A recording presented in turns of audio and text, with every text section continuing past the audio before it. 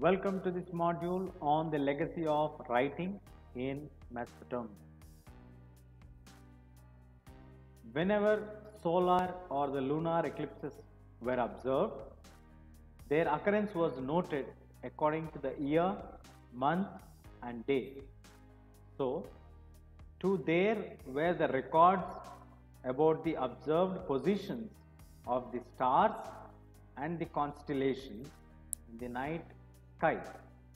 As you can observe on the screen here, whenever there is a solar or a lunar eclipse, these observers were recorded, observance according to the year, month, and day.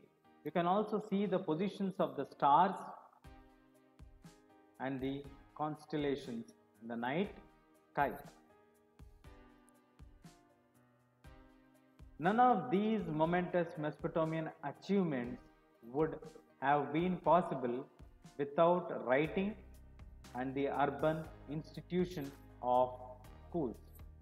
So we need to understand here the knowledge what the Mesopotamians exhibited has been recorded was being possible only because they have urban institution of schools where the students would read and copy earlier written tablets.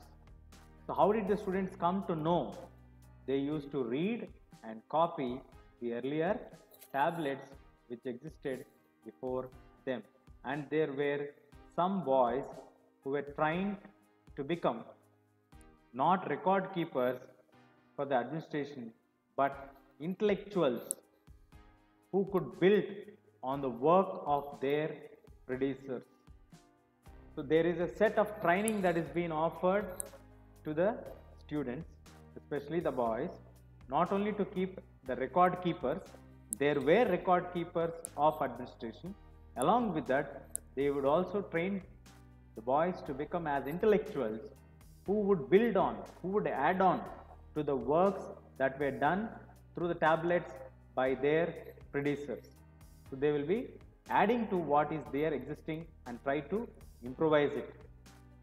We would be mistaken if we think that the preoccupation with the urban world of Mesopotamia is a modern phenomenon.